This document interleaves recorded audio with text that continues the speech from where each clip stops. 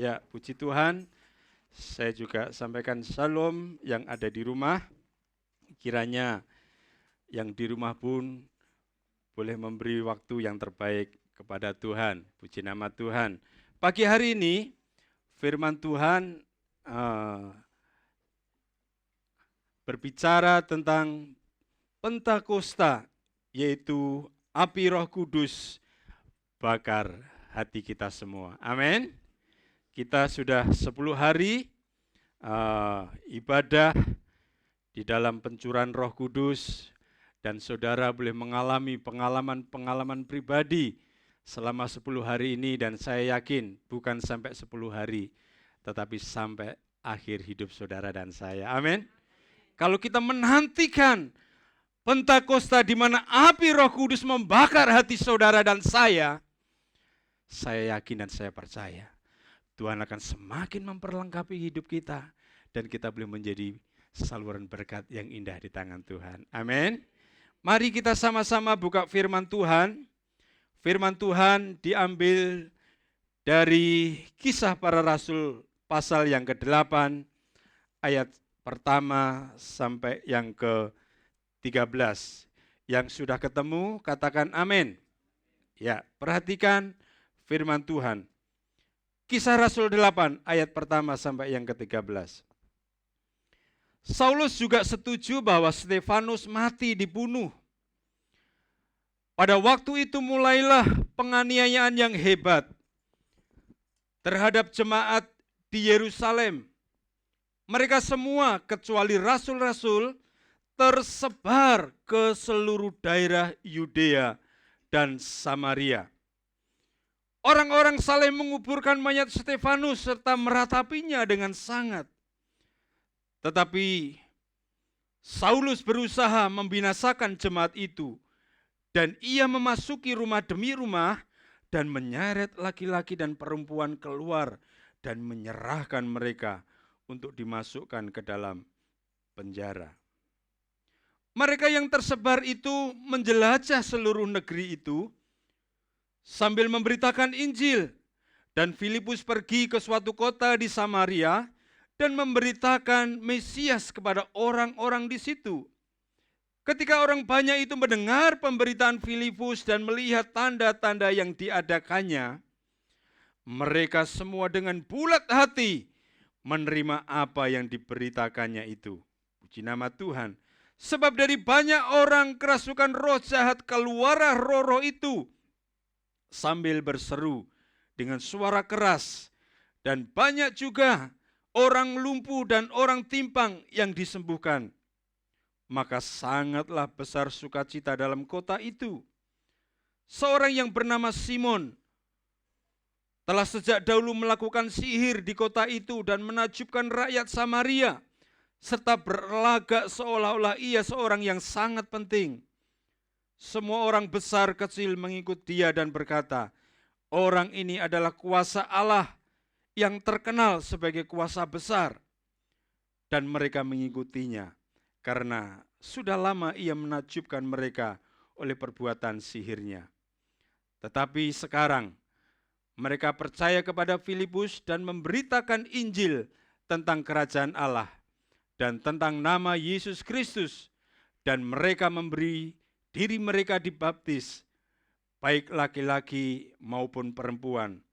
Simon sendiri juga menjadi percaya, dan sesudah dibaptis, ia senantiasa bersama-sama dengan Filipus dan takjub ketika ia melihat tanda-tanda dan mujizat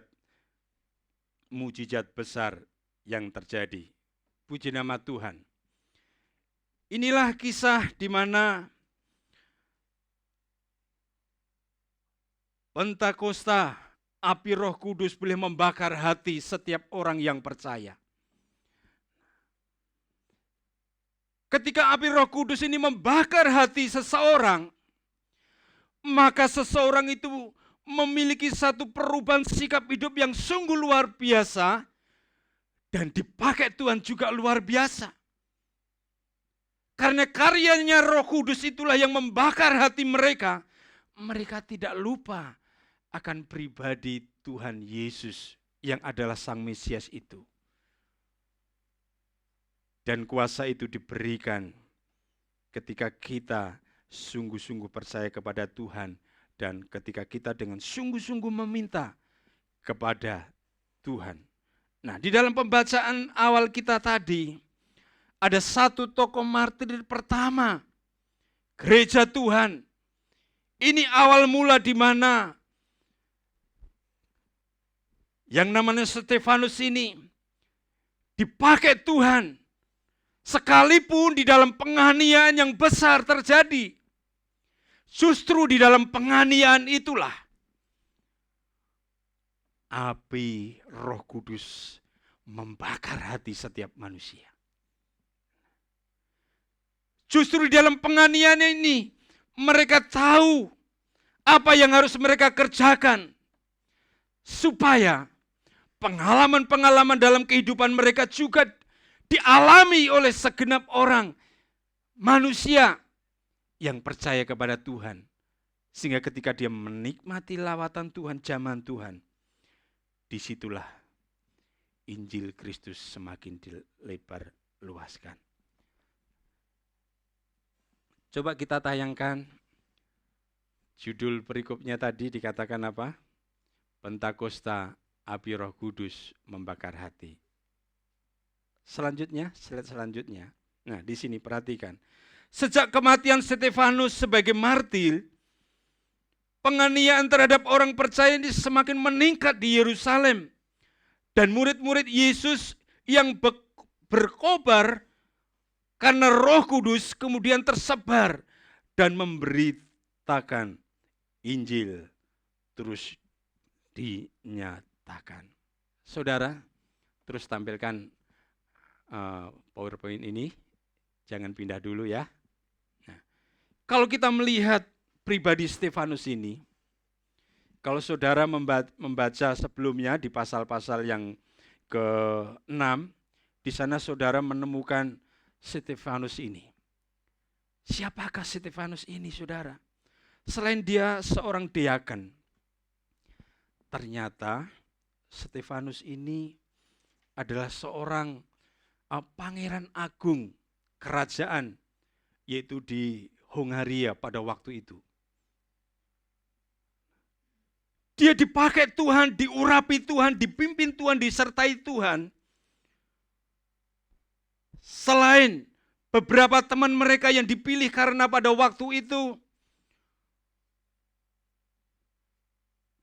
ada karya Tuhan yang begitu luar biasa ketika seseorang dipenuhi dengan Roh Kudus, ada begitu banyak jumlah anak-anak Tuhan yang percaya.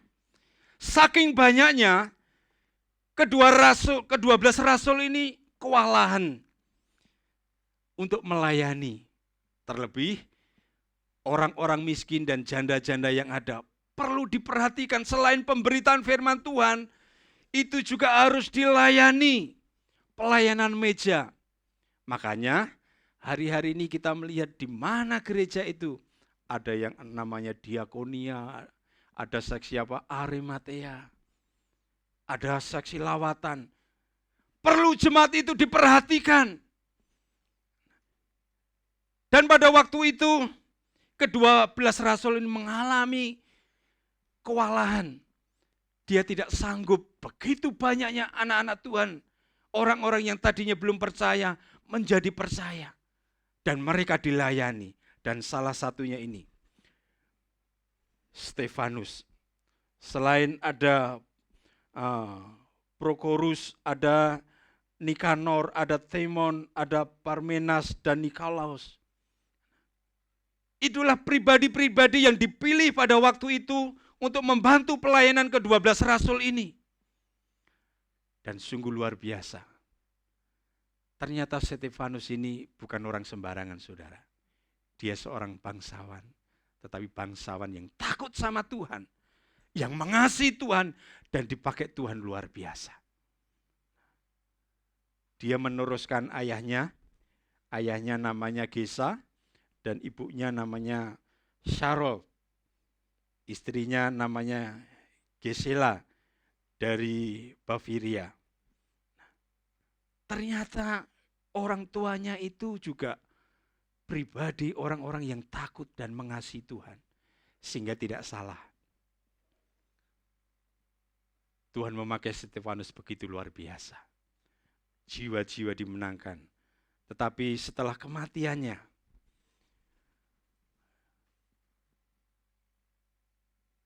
ada Stefanus lain, yaitu saudara dan saya, yang siap memberitakan kabar suka Kristus, sekalipun harus dalam situasi yang sesulit apapun. Harus kita wartakan. Dan sering kita dengar satu pernyataan, banyak hamba-hamba Tuhan. Nah, kalau orang Kristen dihambat, maka pekerjaan Tuhan apa? Semakin merambat. Ini bukan satu kebetulan, saudara. Memang satu hal yang nyata.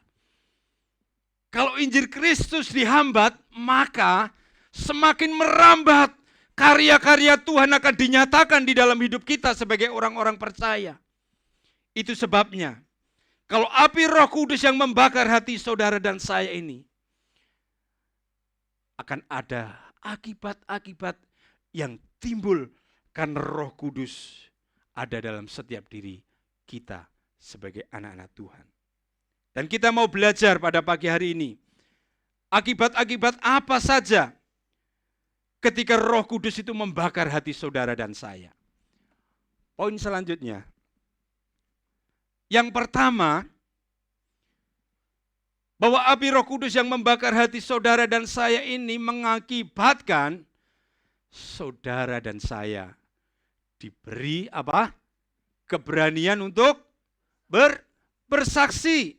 Tadi di dalam ayat yang ke-8b dikatakan di sana, firman Tuhan katakan, ayat 8, pasal 8, ayat 1b. Pada waktu itu mulailah penganiayaan yang hebat terhadap jemaat di Yerusalem. Mereka semua kecuali rasul-rasul, dikatakan apa? Garis bawahi, tersebar ke seluruh daerah Yudea dan Samaria. Ini aneh, saudara. Justru di tengah-tengah penganiayaan, Injil Kristus ini semakin disebar. Dan kita semua, dan murid-murid pada waktu itu, justru mereka boleh diberikan keberanian untuk bersaksi sekalipun mereka harus kehilangan, mereka harus berkorban. Baik harta, benda mereka, bahkan bukan itu, nyawa mereka. Mungkin kalau zaman sekarang, saudara dan saya tidak mengalami seperti apa yang dialami Stefanus pada zaman itu. Saya pernah mengalami hal yang sekalipun itu tidak secara fisik, tetapi secara mental itu saya pada waktu itu juga merasakan ketakutan. Nah, saya waktu itu pertama kali datang di Cirebon itu, saya bekerja di satu perbankan di Pine-In, dan di situ waktu itu saya bagian giro. Salah satu teman sekantor saya itu istrinya Pak Irwan Hartono, Ibu Erni. Nah, setiap sore kalau saya dalam keadaan senggang itu, saya ngajari memuji Tuhan, saya baca firman Tuhan, saya sampaikan firman Tuhan kepada teman-teman di sekeliling saya. Dan salah satu teman saya di situ, itu masih anggota keraton, saudara. Keraton Kasapuan, namanya Mas Yoyo. Mungkin saya dengar-dengar orangnya sudah enggak ada. Itu fanatik sekali sama kita sebagai anak-anak Tuhan. Dia tidak mau dengar pujian, dia tidak mau dengar yang namanya firman Tuhan. Saya dimusuhin, saya dimarahin, saudara. Karena saya orang baru di situ, enggak begitu lama, karena dia sudah ada dengkotnya lah istilahnya gitu. Tapi lambat laun saya terus berdoa. Nah, di tengah-tengah situasi dan kondisi itu, saya diteguhkan dan saya dikuatkan sama Tuhan. Nah, akhirnya orang ini bukan menjadi musuh, tapi jadi teman yang baik di pekerjaan. Bukan itu saja, kepala bagian saya itu namanya Pak Bambang juga sudah meninggal. Itu orang Buddha. Dan saya juga bersyukur saya belajar menyampaikan kebenaran firman Tuhan itu. Bukan sampai di situ. Waktu di Danam pun juga gitu. Kalau kita sore sudah tutup, kita beres-beres. Saya juga sampaikan kebenaran firman Tuhan itu. Untuk teman saya. Terkadang jujur, kita merasa ketakutan. Tetapi kalau Roh Kudus ada di dalam diri kita, kita boleh diberikan roh keberanian untuk kita bersaksi. Amin. Di sana ada perlindungan, di sana ada kuasa Tuhan dinyatakan. Slide selanjutnya.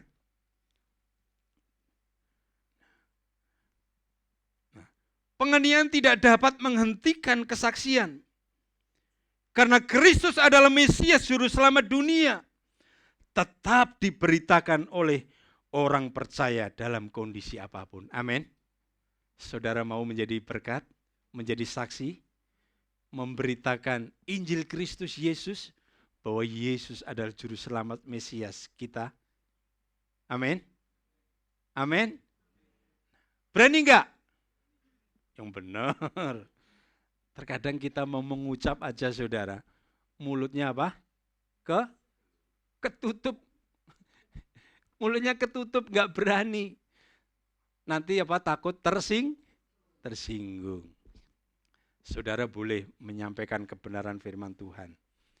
Nah, kalau kita tahu di negara kita, kalau saudara dengan terang-terangan langsung ngajak ke gereja gitu, saudara pasti akan masuk di penjara. Ada pengalaman di sini, ada Ibu Eti pernah mengalami hal itu. Tapi di balik semuanya itu, ada kemuliaan Tuhan dinyatakan dalam hidupnya. Puji nama Tuhan. Nah, saya yakin dan saya percaya, kita sebagai anak-anak Tuhan diberi keberanian untuk bersaksi tentang Kristus. Itu sebabnya apapun kondisinya, apapun keadaannya, jangan kita undur. Jangan kita menyerah. Tetap memiliki semangat yang berkobar-kobar di hadapan Tuhan. Karena Tuhan memberikan keberanian kita untuk kita bersaksi. Bahkan ketika penganiayaan terjadi, semangat bersaksi karena hati dibakar oleh urapan Roh Kudus tidak pernah padam. Memang saudara, sekalipun penganiayaan terjadi, kita harus tetap semangat bersaksi. Jangan justru kita ikut-ikutan kendor. Amin. Jangan padamkan roh kita. Tetap kita boleh menyala-nyala dan berkorban. Karena api Kristus yang menjamah saudara dan menyertai kehidupan kita semua. Maka keberanian itu ada di dalam hidup kita.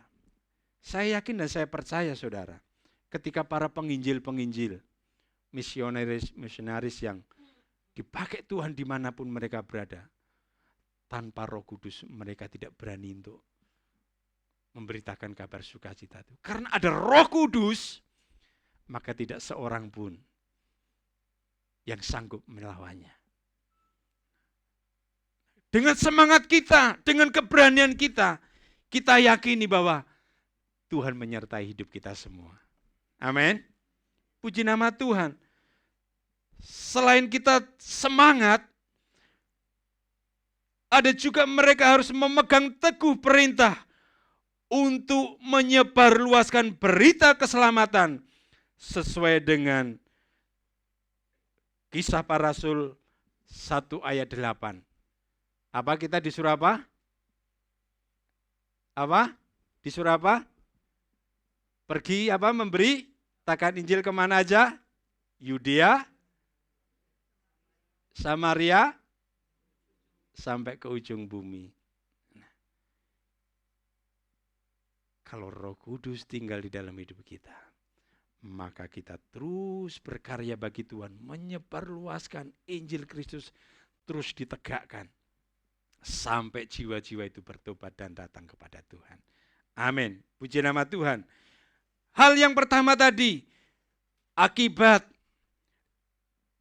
dari orang yang dipenuhi dengan Roh Kudus dan mereka berapi-api di dalam karya Roh Kudus itu sendiri, maka mereka diberikan keberanian untuk bersaksi. Kemudian hal yang kedua, akibatnya apa?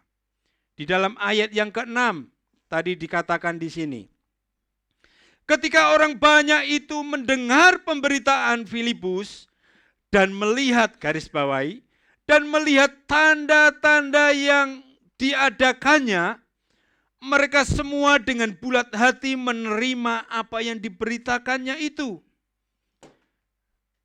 Ada tanda-tanda ajaib menyertainya.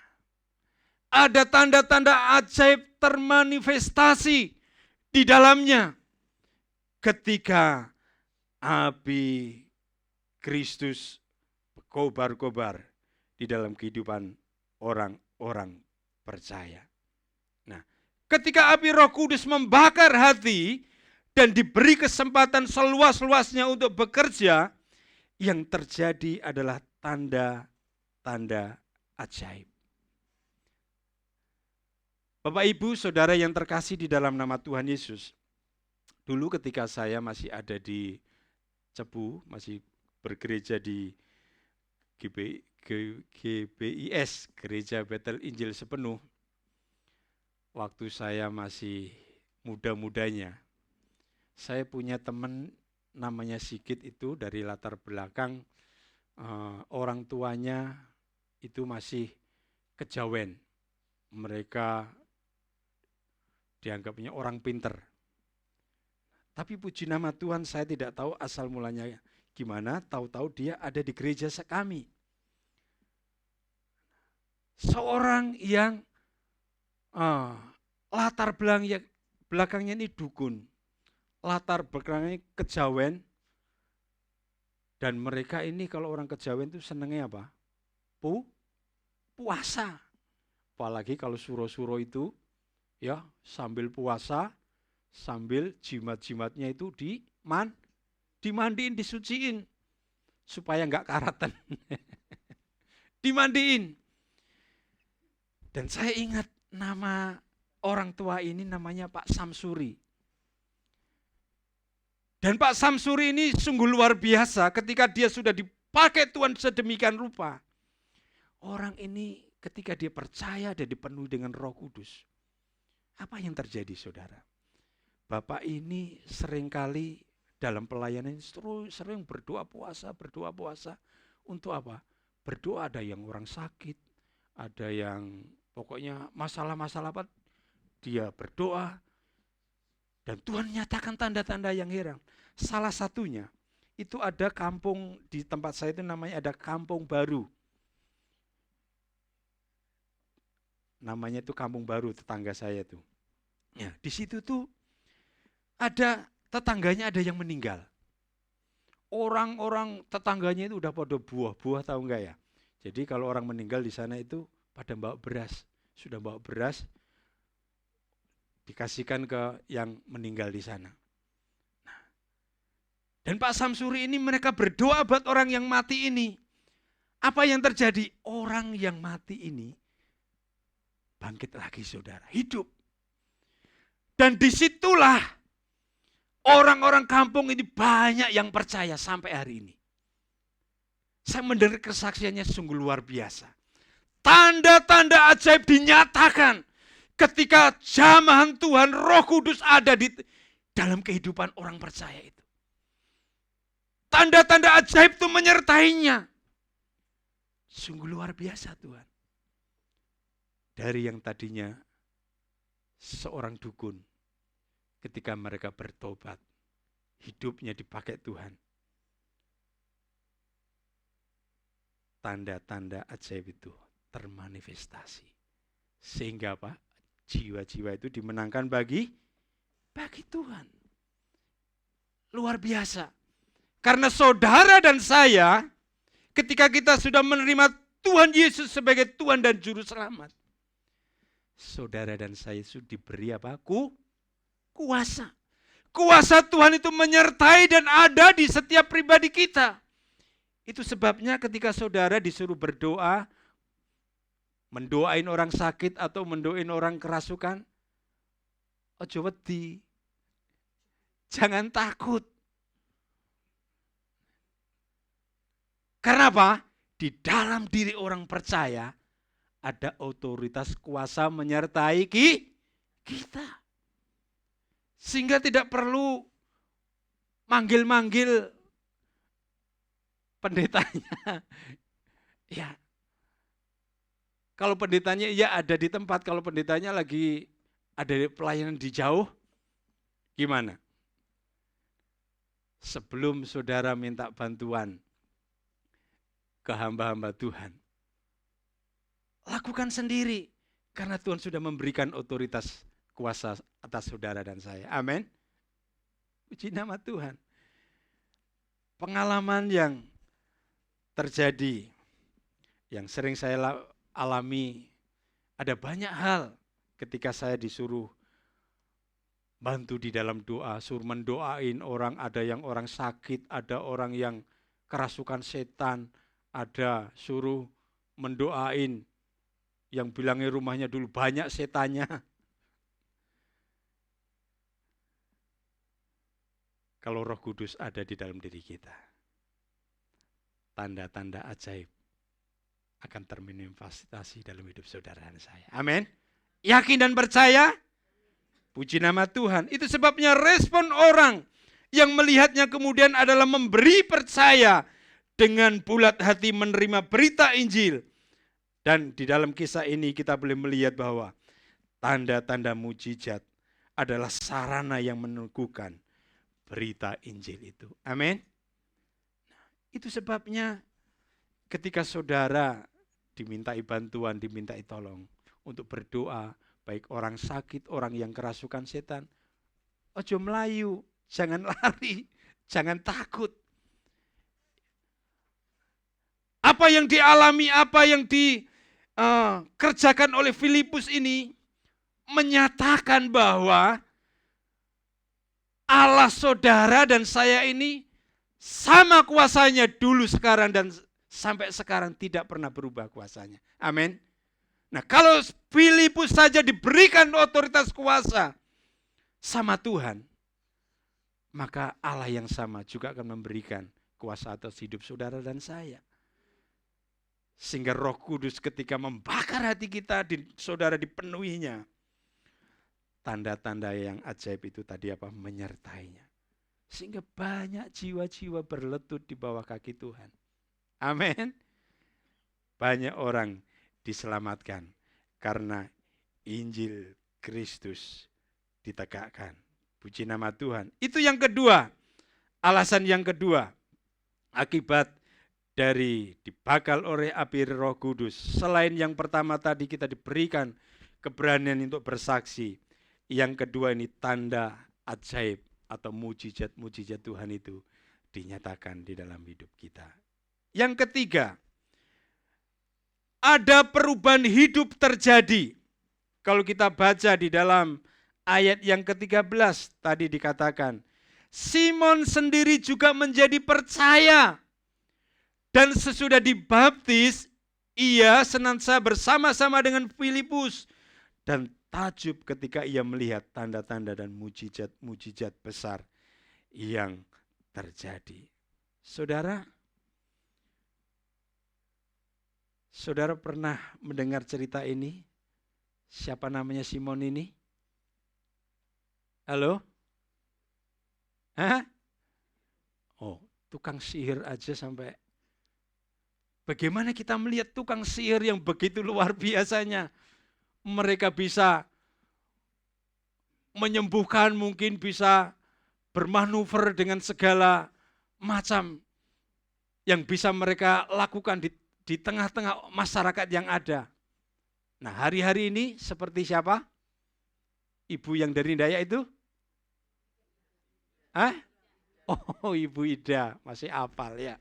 Nah, Ibu Ida yang dipakai begitu luar biasa oleh kuasa siapa? Kuasa dukun. Enggak jelas katanya.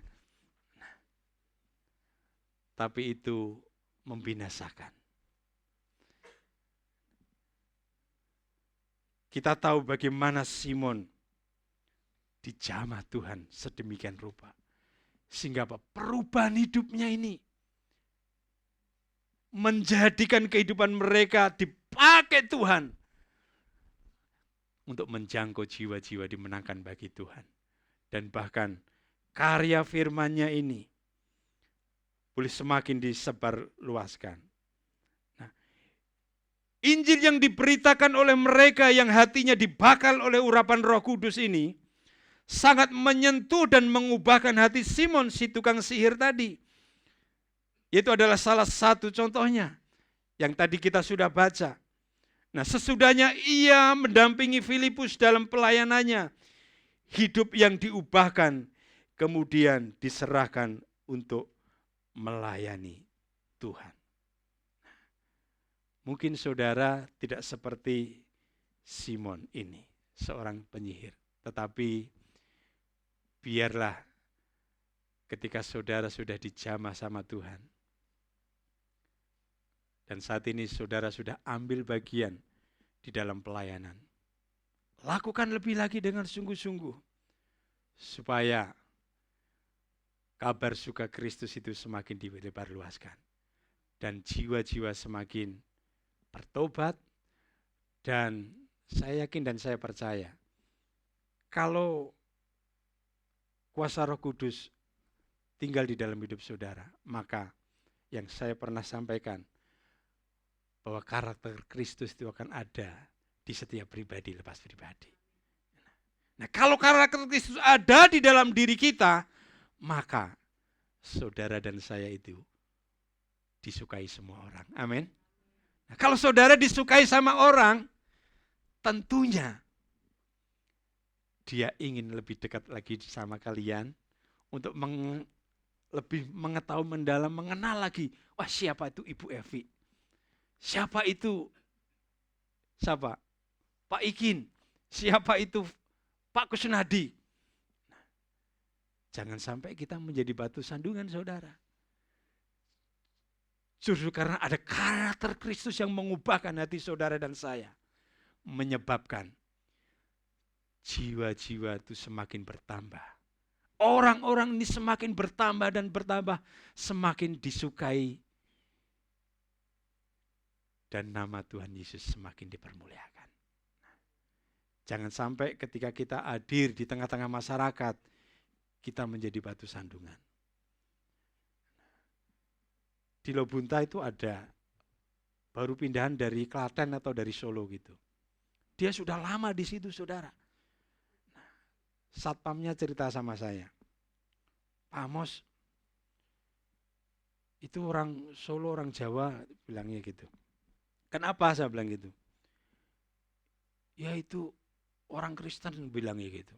Tapi kok nggak pernah yang namanya 17-an suruh beresin rumahnya karena nggak tahu kontrak atau dia beli di situ, saya belum paham.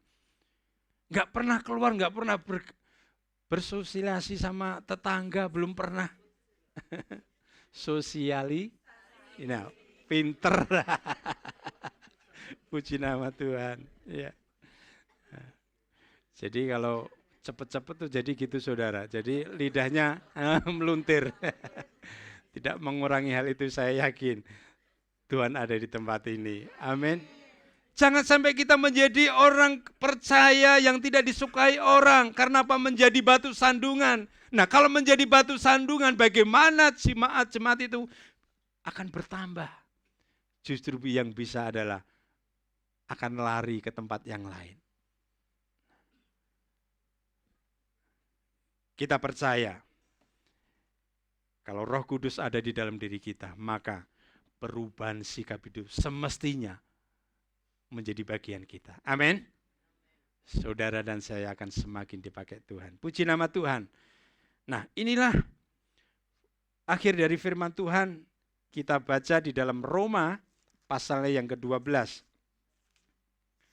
Roma pasal yang ke-12, ini ayat yang tidak asing bagi kita. Ayatnya yang ke-11.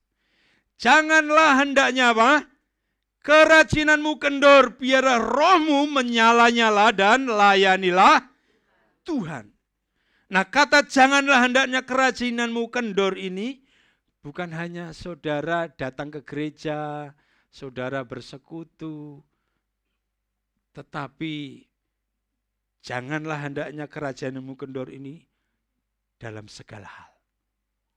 Kita harus memiliki roh yang apa? Menyala-nyala. Kalau roh kita menyala-nyala, maka tidak ada seorang pun di sini yang nganggur. Semua terlibat di dalam pelayanan. Amin. Kalau semua terlibat di dalam pelayanan, saya yakin dan saya percaya kedua rukun ini tidak akan muat jiwa-jiwa yang ada. Pasti kita akan membeli yang sebelahnya lagi.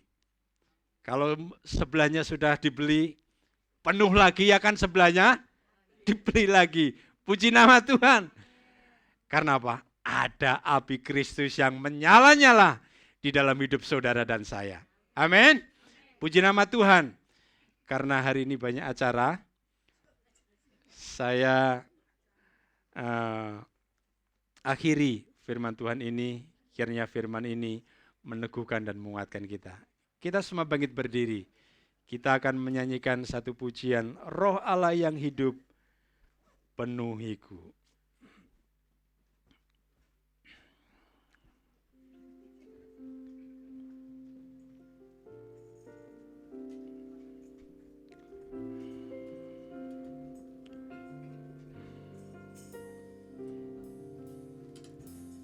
Roh Allah yang hidup penuhiku, Roh Allah yang hidup pulihkanku, turunlah urapan ke atasku, membangkitkan kuasa-Mu. Roh Allah yang hidup penuhiku, Roh Allah yang hidup pulihkanku, turunlah urapan ke atasku, membangkitkan kuasa-Mu, membebaskan hidup yang terbelenggu. Pujikan dengan kesungguhan hati kita. Hati mereka yang terluka, serta mencelikan mata yang buta.